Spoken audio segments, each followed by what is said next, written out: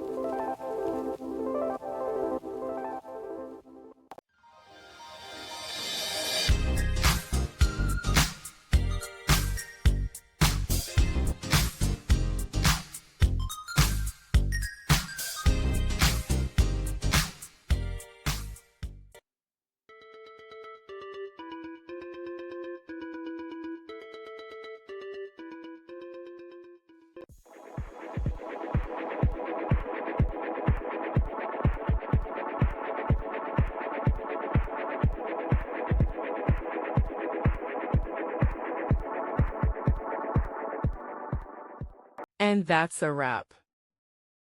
I hope you found the answer you were looking for. If you did, take a second to hit that subscribe button. It really helps out. And let me know in the comments which solution worked best for you. See you next time in the debug zone.